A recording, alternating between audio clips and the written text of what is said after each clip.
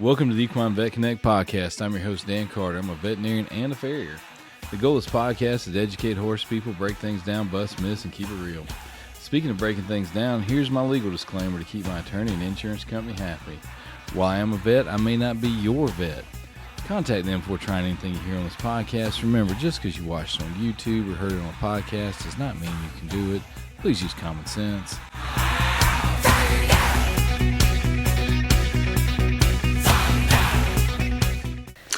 Welcome back to the Equine Vet Connect podcast here at Countryside Equine Hospital. We're out here in the studio, old treatment room 1 again.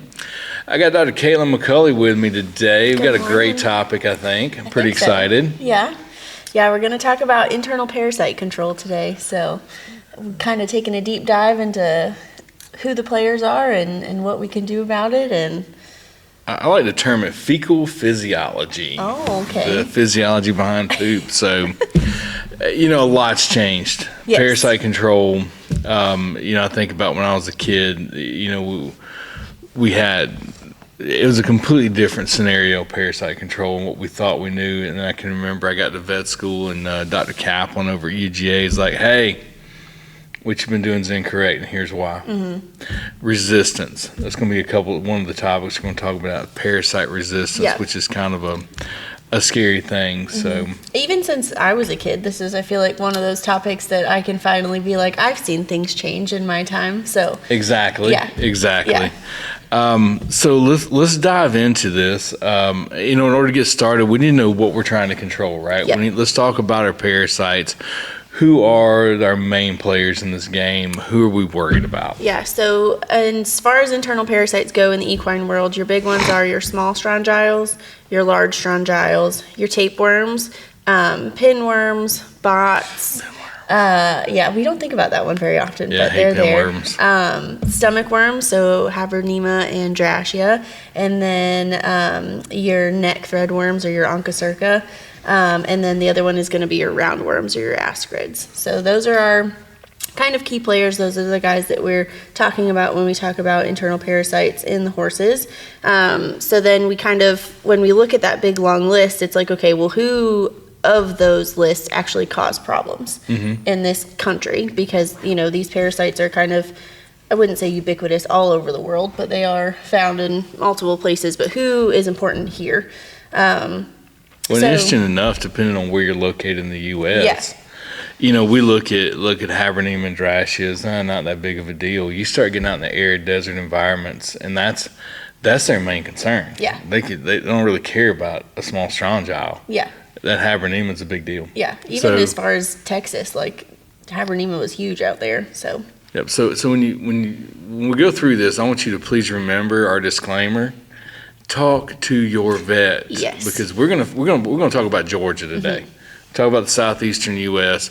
We'll try to incorporate this because we know we got some listeners all over the country. We'll try to hit your region, but this is a topic that is very, very important that you talk to your vet about because the recommendations we make today, that's what we live with here in Georgia. Yep. So yep. Let's talk about the large strongyle first. I want to jump into that guy because, that was what we based everything in the past off of, right? Yeah. Everything was long strongyle, Strongylus vulgaris. Mm-hmm. Yeah, so Strongylus vulgaris can cause really bad colic, actually, some peritonitis. It is a blood-sucking worm, and so it caused a lot of problems. But because we focused so heavily on it when we started our deworming protocols, we've pretty much, I wouldn't say eradicated it from this country, but we've gotten it down to almost undetectable levels in a lot of parts of this country. I've never seen it. Yeah. This crazy parasite, right? It comes out of the colon and actually makes its way into the cranial mesenteric artery and sets up a blood clot. Yeah. Crazy parasite. Big thromboembolisms. And that's what we used to focus when you hear about those daily controls, the old Strongia 2X, when you heard about deworm them I swear we used to deworm them every other week. Yeah. It's just like, hey, look, see your horse, deworm it while you're there. But the cool thing is we have eradicated that one. I've never seen it in my career. Have you seen it? I've seen it in school, but Yeah, on a lecture slide. That's as far as I've seen it. Yeah. So we're not going to spend a lot of time on him because, good Lord willing, we'll never see that guy again. Yeah. Let's talk a little bit about. Let's get into our next one. This is the one I'd probably say is our next most important parasite that we deal with in the southeastern. I'd probably say most places, and that's the small strongyle.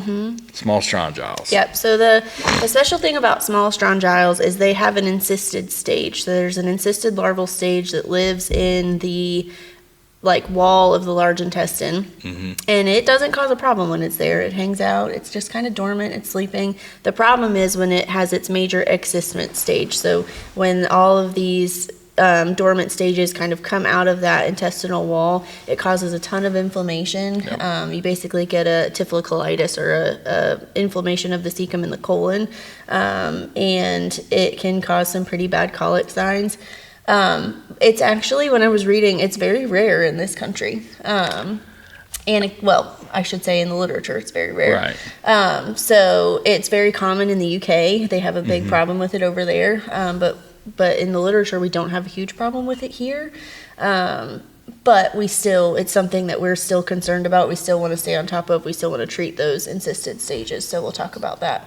Yeah, I think I've seen a handful of cases on this, and they've always been the same type history, right? Yep. Haven't seen a dewormer ever. They build up these large parasite loads, have a large load in that colon wall. Yep. And we do get this big synchronous emergence. A lot of diarrhea with these guys, poor nutrient absorption, and it takes them a minute to get over this. Oh, yeah. Like once these things come out, it's going to be a minute. They're making holes in the mucosa, so it's got to heal, and it's good at healing. The gut heals pretty quickly, but it takes some time.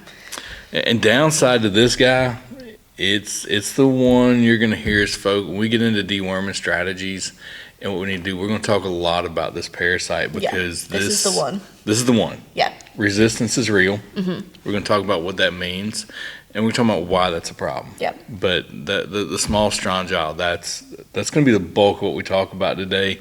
But let's jump through a few others. Yep. The good old tapeworms, Anoplocephala. Yeah, Perfoliata. Yeah, that's it.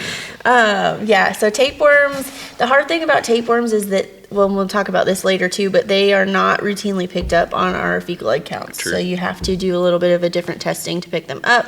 But they live right where the ileum kind of comes into the cecum in the colon, that ileocecal junction. There we go. And so they burrow their little faces into the mucosa and cause these little erosions.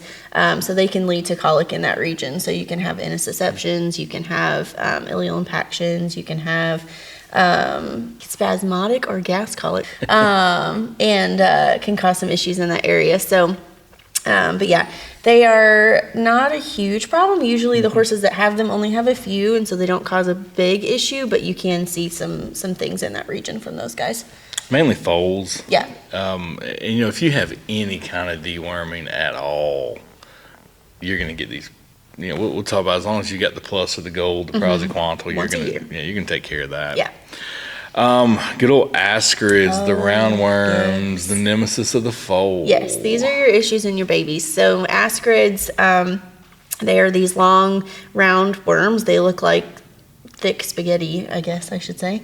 But what they do is there's a large worm burden, and they, especially if you use a dewormer that has a paralytic method of action, they get paralyzed in that intestinal tract, and they block your intestines. And so foals will get a impaction colic from these guys. They can rupture if they get bad enough. So it is a thing that we need to be aware of, and we need to manage in our babies. I would say this is the one that throws the wrench in the plan. We lay out a strategic protocol. This is the one parasite when we're dealing with these younger foals that causes the issue, right? This one and Parascaricorum. Yep. Those are the two that kind of throw the wrench in the strategic program we're going to talk about, which is why it's important to talk to your vet, because based on the age of your horse and the age of your foal is how we're gonna deworm. But those are the ones that throw the wrench in things. Yep. The old threadworm, Strongyloides westeri. Yep. I just love that name. I don't know why. That's my favorite When name. I was reading up on this topic again, I was looking and I was like, gosh, I forgot how fun these scientific names are. They're just so good. And my fiance was making fun of me. He's like, you're such a nerd. I'm like, well, they're fun. I like it. They're good. So Yeah. it doesn't cause a huge problem. No. Mainly we see it when we're talking about nursing mares. Yep. That's about it. Yeah. Pinworms, Oxyurus equi. Yep. So the big thing with pinworms is it just causes itching. So what happens is the adult females lay their eggs on the outside of the rectum and are kind of around the tail head. They cause intense itching, just itching. So your horses will be rubbing. They can rub their hair off. They can get some excoriations on that area of the skin. The biggest thing I think from that is really destruction of your barns and your fences and your horse's tail. Yeah. When people call and they, I get there and they're like, he's just rubbing his tail. I was like, oh, congratulations, you got pinworms. Yeah. The downside to pinworms, these little guys are resistant to everything. I'm not real sure we have anything to control them. We end up focusing on physical removal.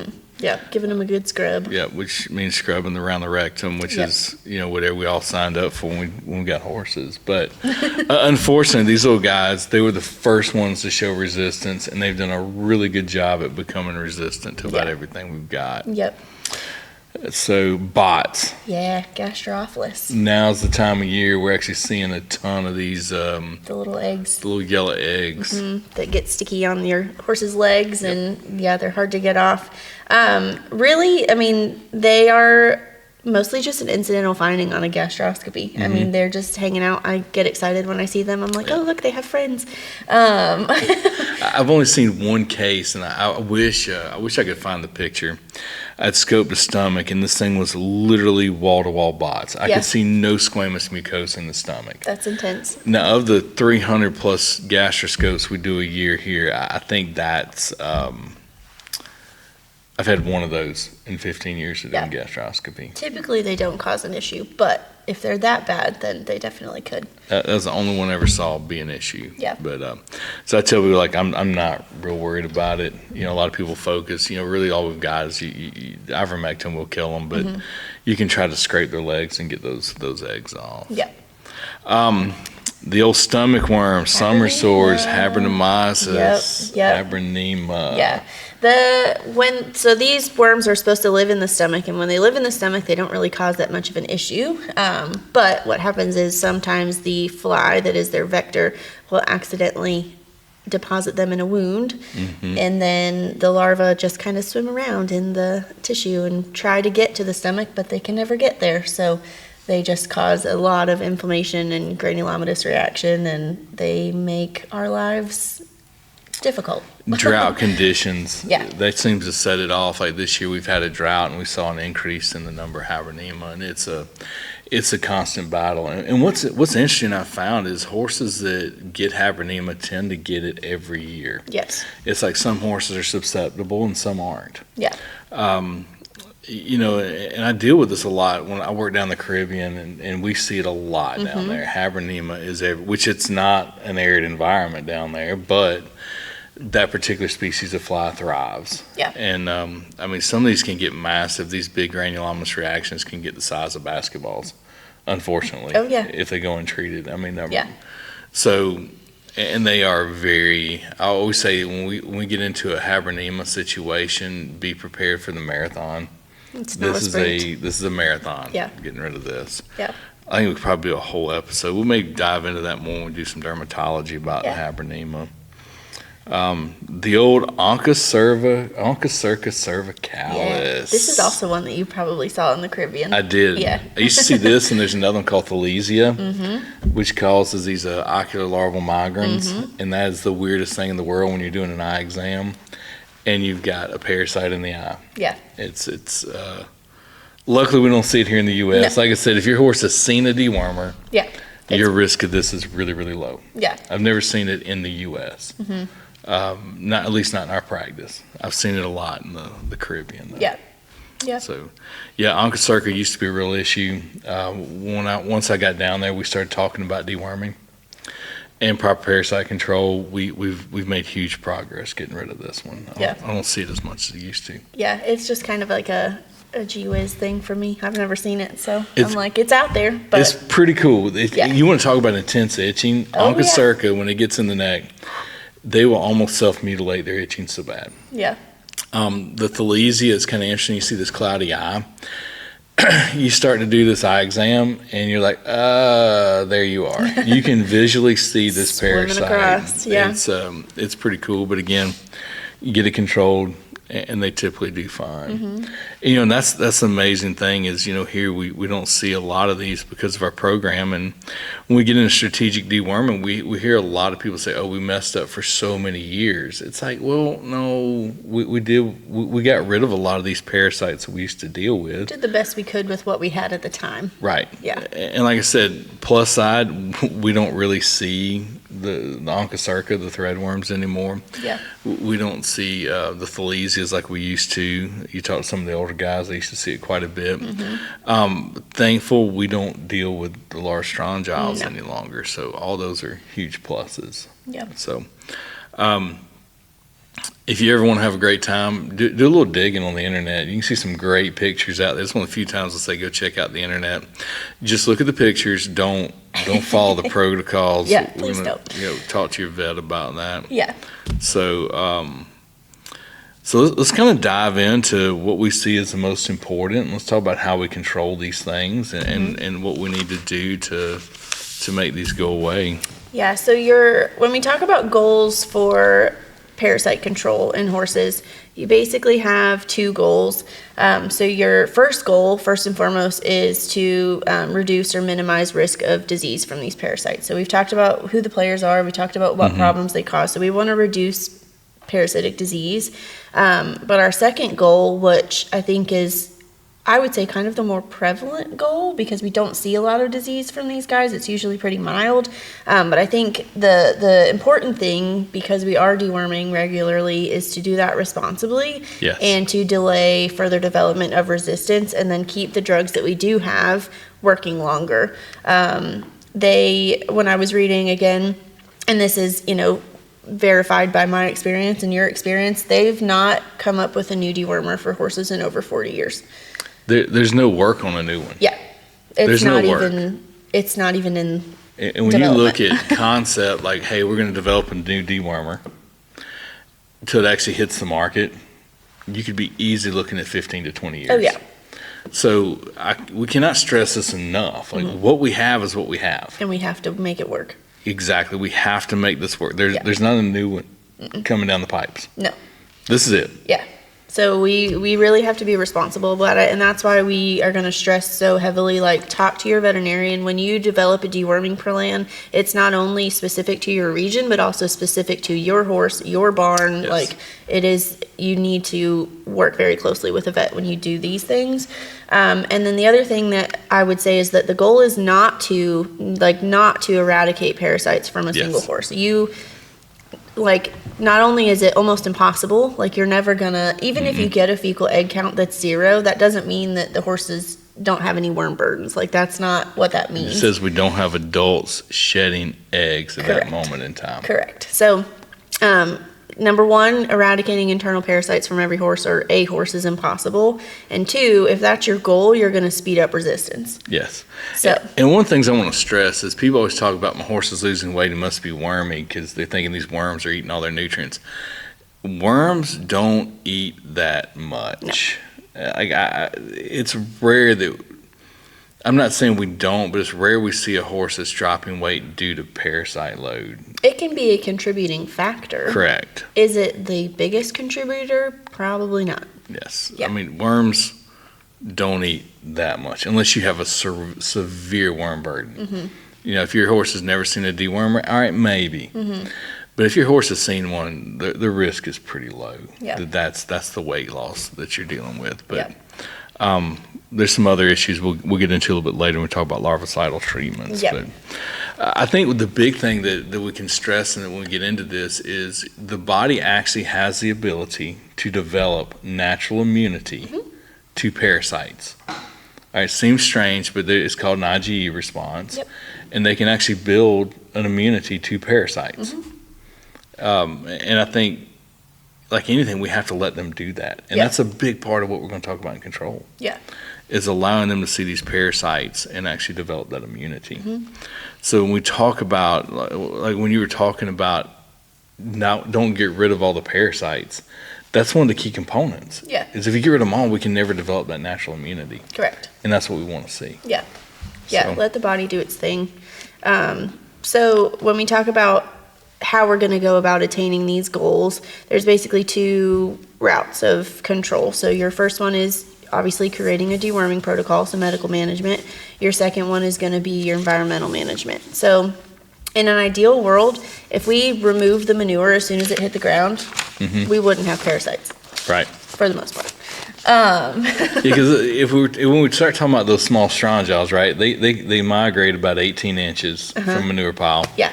And then they have to find a blade of grass to climb up, and then the horse consumes them. Yeah. So if you're on a dirt lot, you're probably not having any parasite transmission. Yeah.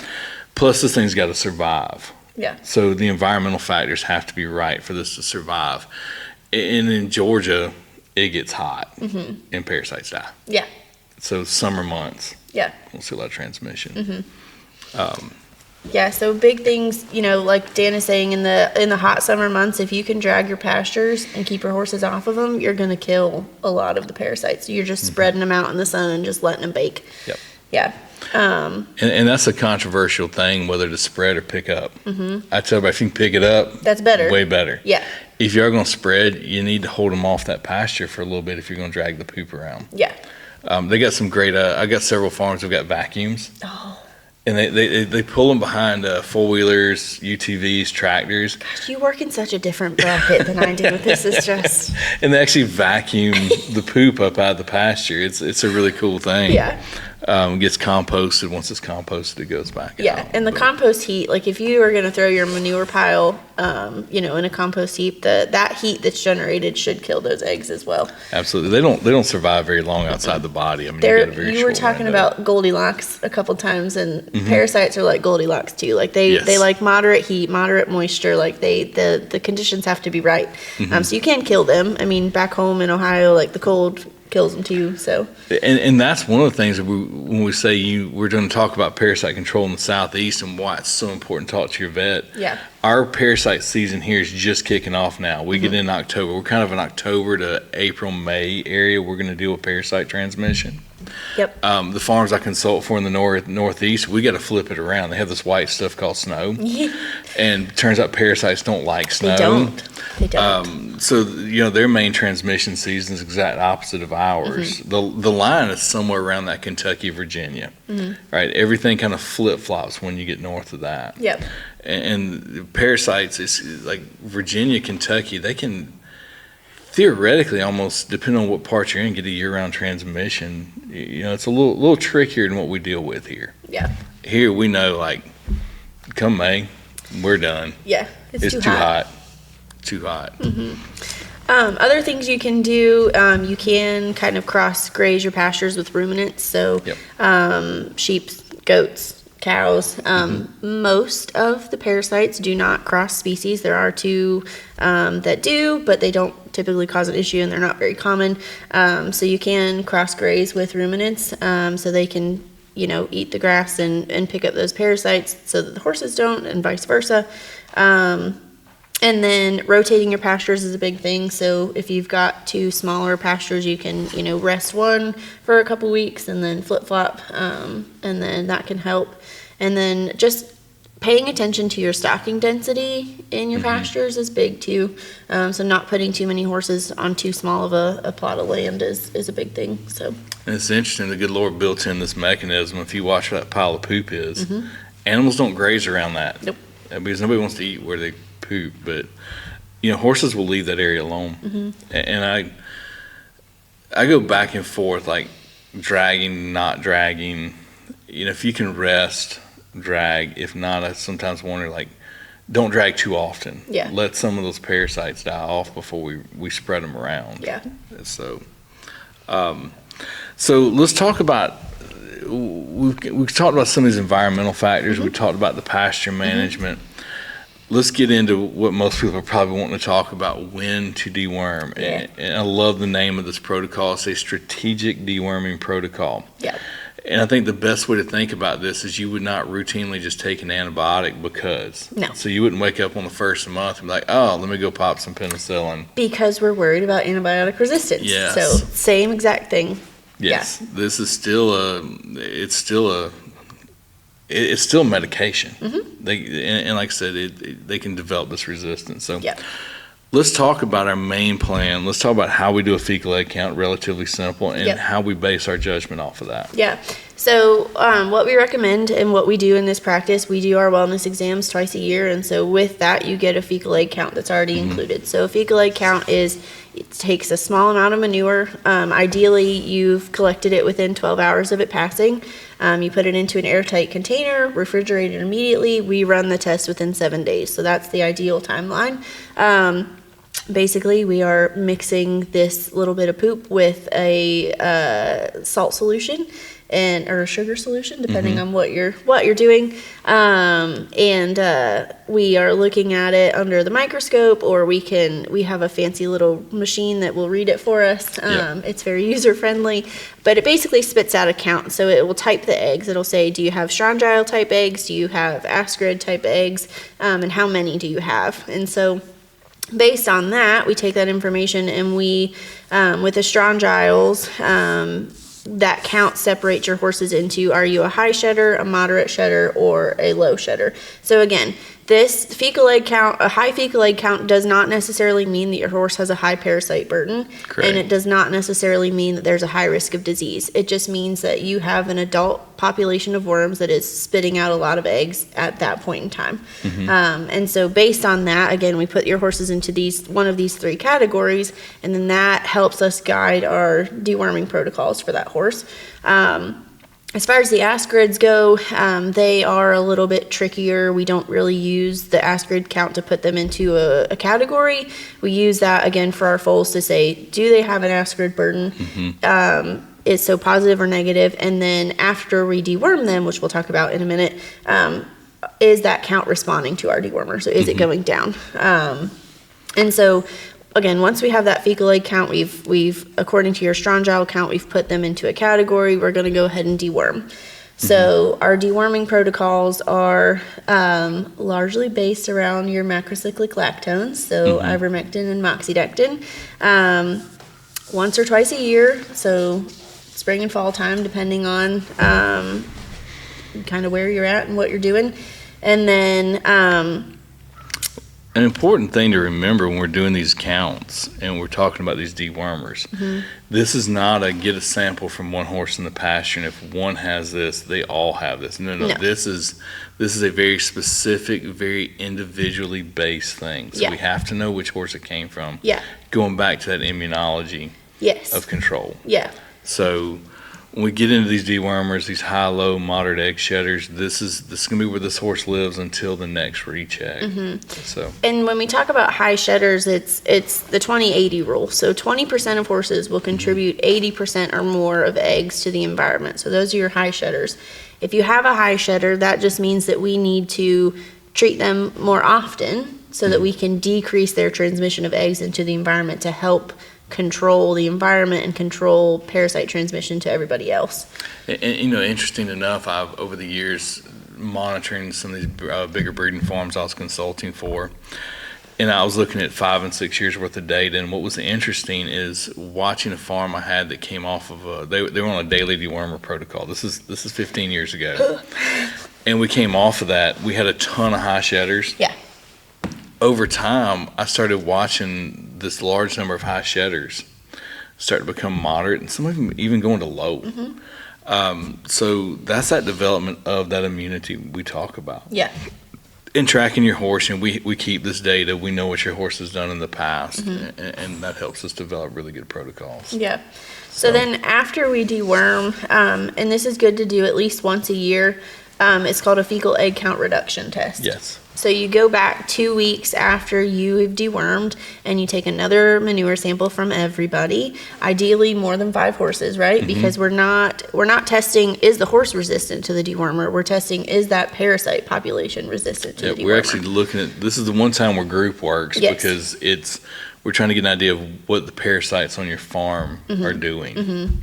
And so we're going to repeat a fecal egg count at 14 days, and we're going to compare that initial count to our reduction test count, and a successful dewormer should reduce both strongyles and ascarid counts by greater than 95% at 14 days. So that's a successful fecal reduction. I think this is a good time to talk about a concept called refugia, right? Yep. So, interesting fact about parasites, they actually reproduce sexually. The resistance gene, so there's actually a gene these parasites carry that makes them resistant to dewormers. Luckily, it is a recessive trait. Yes. So if we can mate a resistant worm to a non-resistant worm, their offspring will be non-resistant. Yep. So that's also why we want to maintain some parasites, but we want the good ones. We want the ones that are not resistant. And so we can actually breed resistance out. And so I think that's that fecal egg count reduction test. It's very important to let us know what kind of population do we have on this farm. Are these resistant worms or non-resistant? And one of the scariest things when we start to see these fecal egg count reduction tests, we start to see those not in that 95%. So yeah, and so it is, and like I said, you want to do it at least once a year, and it's important. So are the worms on your farm still playing game with the dewormers that we have? Yes, we want to breed out. We want to basically breed out the resistant worms and breed resistant ones. So it's always a great topic when we tell people, hey, I want to breed some worms on your farm. And the only way I can breed worms on your farm is I've got to have some parasites. Yeah. So let us have some parasites and let's breed these resistant traits out. Yeah, again, and that's why I'm saying that the goal is not to eradicate parasites in your horse. Like, that's not the goal. That's only gonna do the opposite of what we want. So yeah, I guess we should kind of talk about what products do we have and do they work? Yes. Let's dive into that. Yes. So we've got our fecal egg counts. Yep. All right, when we send you a recommendation, it's not just a willy-nilly thing like, hey, here it is. We're looking at a lot of different factors. What is our fecal egg counts? What does the herd look like? What other parasite issues have we had in the past? Because that's important. We're looking at these trends over time. So let's dive into that. Let's talk about some benzimidazoles. Yes. So these are your fenbendazoles and your oxybendazoles. So I always never get the trade names right for these. Your fenbendazole is it's going to be your Panacur. Panacur. Yeah. Yep. So small strongyles are resistant to these guys, so not going to work for your small strongyles. Your ascarids are becoming resistant, so again, we need to be careful with these dewormers. Yeah, so we're talking about our Panacurs. We do have high level of resistance to those. You're very seldom going to hear us talk about, hey, deworm your horse with Panacur. Yeah. Now, every once in a while, we're going to test this, right? Because if we have a farm that we've gotten a lot of the resistant parasites spread out, we can go back to using this one. And now that's one thing to remember. We talk about resistance. When they develop resistance to one, they are very likely to continue to develop resistance to the other ones. So if we have something that's not working, the last thing we want to do is go use that one. Correct. Because that's going to further the resistance. Yep. So it's important. If we're going to pick this one, we're usually going to recommend that fecal egg count reduction test. Yeah, make sure that it's done the job. Now, one caveat to this is the old Panacur Power Pack, right? Yes. That's a double dose once a day for 5 days. We're trying to use that higher dose and more frequent dosing to overcome that resistance. And it was actually our first one that was actually larvicidal. However, we are seeing resistance to those larvae even with the Panacur Power Pack. Yeah. So when we pull that out, we've got good reason for it, but we have to know the farm, know the situation before we're going to grab that Power Pack. Your next ones would be your pyrimidines. So this is your pyrantel, your parental pamawate. Again, your small strongyles are resistant to this one. You're going to hear that a lot. About 4 weeks of control is about all we get out of these if we're lucky, sometimes 2. Your ascarids and your tapeworms are becoming resistant. So again, need to be very responsible with all of these, need to be careful. And the thing to remember is the reason these parasites have become resistant to these is they're some of the oldest dewormers we have. They've been out the longest. They've been the one that's been most overused. High resistance. the goal is, if we get rid of the resistant worms, we get to use these again. So that's our hope. We've seen this with antibiotics too. Yep. Some of the older antibiotics that we coming quit back. using are now coming back because we haven't used them in so long we don't see the resistance. So our hope is we can get these to come back where we can use them again. Because again, not making a new one, you're going to hear us stress that a lot. And I think if we have to go back to deworming horses with arsenic, I think we're all gonna. That'll be a sad day. Yeah, we don't want to go there, people. We don't want to go there. This is easy. This is much easier than Yes. the alternatives. Macrocytic lactones. Your big ones, yeah. So Big these ones. are your most common. So your ivermectin and your moxidectin. Yes. Yep. So your Zamectrin, your Quest, your well, not Equimex because that has Prosi in it, but Yeah. We'll talk about Prosi. yeah. But yeah, so these are your, like I said earlier, this is what you're going to base your deworming protocol around, is these macrocyclic lactones. So ascarids and pinworms are resistant, so that's fun. Yeah. And these are our last. This is the last ones we got. Last ones we got. And we're seeing resistance Yeah. trends. About 6 years ago, we started finally seeing resistance to the praziquantel. So it's coming here as well. Yeah. So be Yeah. smart with how we use these. I was reading some things. There's some organic or herbal dewormers out there. They have not been studied for efficacy. We do not know where they're going, what they're doing, if they're working. So, can't really recommend those at this point in time. I agree. Yeah. And then there is something that they are developing. It's actually a fungi that they're feeding. It's a feed-through formulation. I'd never heard of it, but it eats the nematodes or the parasites. They're not sure how best to incorporate it yet, but it's coming. Well, that's interesting because that's where ivermectin came from, right? Yeah. Guy was playing golf over in Japan, took a divot and he sends it back to the lab in Duluth, and they actually find this strep bacteria species that's actually producing a compound that's killing soil-borne nematodes. And voila, ivermectin was born. So if somebody's out playing golf, don't get onto them because they may discover the next greatest dewormer. So Let them play. let them play golf. Yeah. But yeah, a lot of these did come from natural compounds, and that's farming. We talk a lot about different plants that can help control soil-borne nematodes. A lot of your brassicas help do that. Yeah. So I think there's probably some truth to some of these things, but we don't know. We got no data behind it, so we're not going to go gonna there. recommend it. Nope.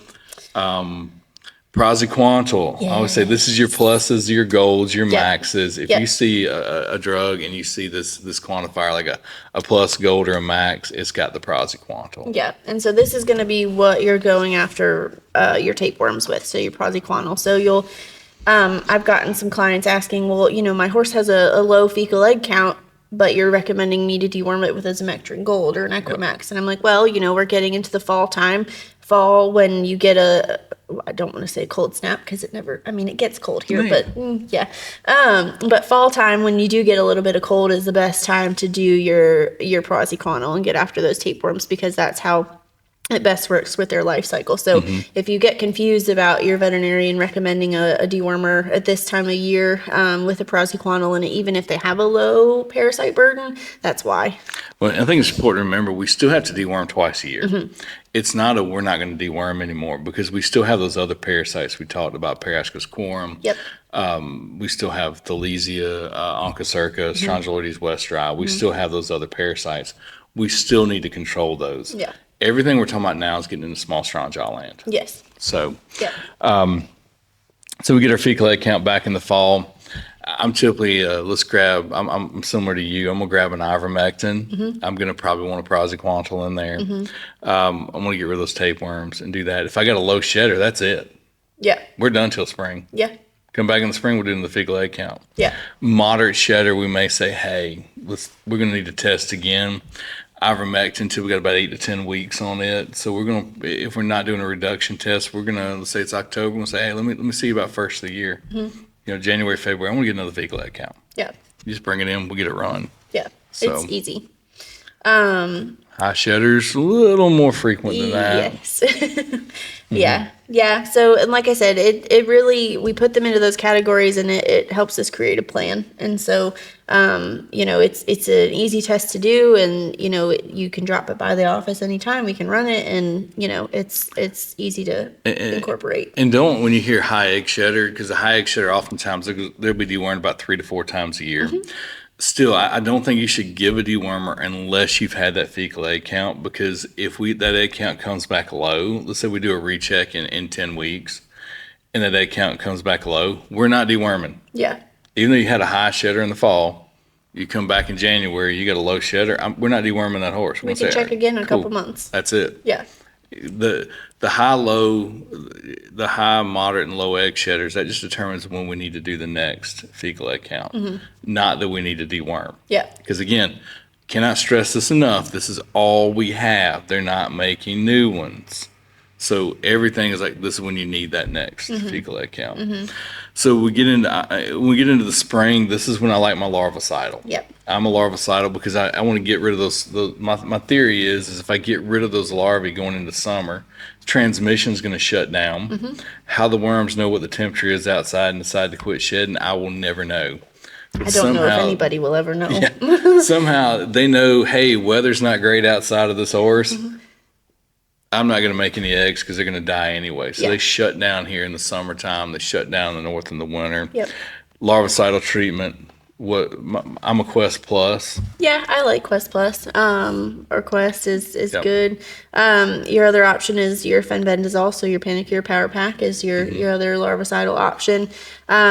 They have always reduced your larval burden by less than 85%, so not stellar, but they're the best products that we have.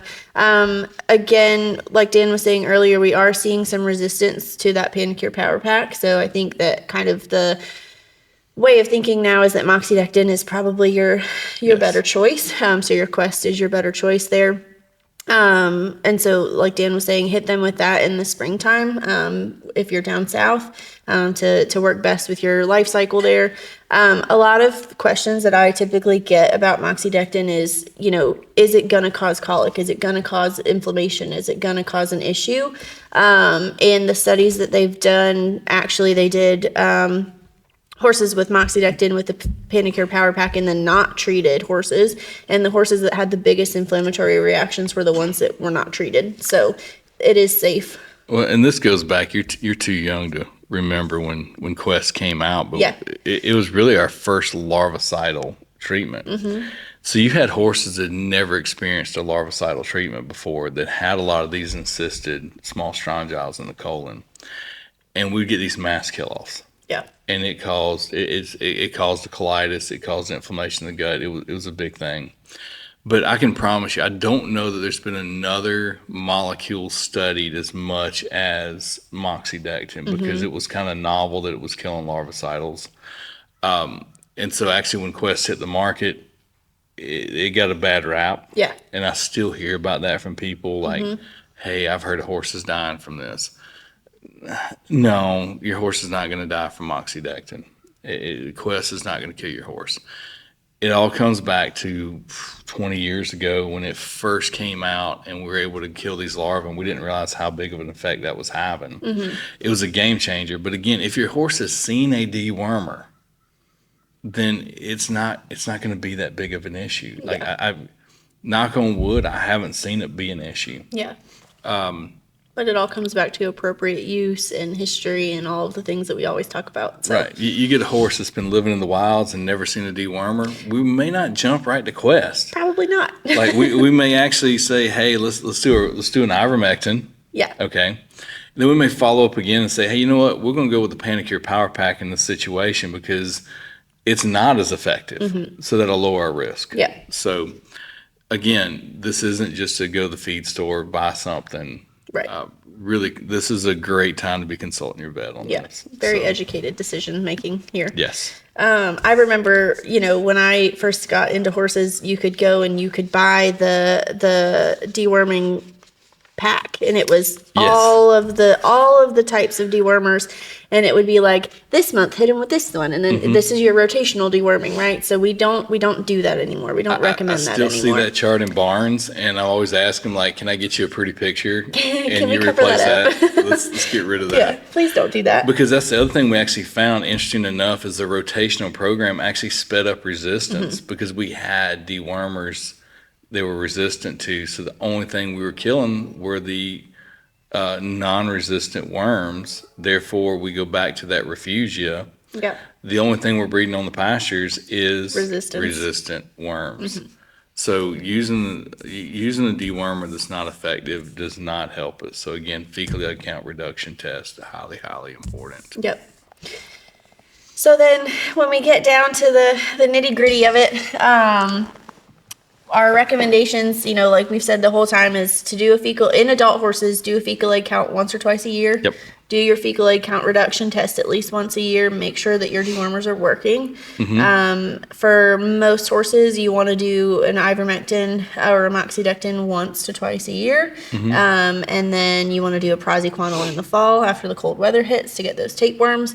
Again, your high shedders are going to need 1 to 2 more. Your moderate to high shedders are going to need 1 to 2 more treatments. And then your older horses, like my old guy, he's 24. He's always been a low shedder, but as he's gotten older, he's kind of started to creep up a little bit. Cushing's can also contribute to that. So it's all comes down to, individual immune response, and, Cushing's affects that. Age can affect that sometimes. So definitely want to keep on them about your fecal egg counts. It can actually help us be an early indicator. If we've got a horse that's always been a low shedder and all of a sudden, like, wait, why are we sitting here with this high shedder?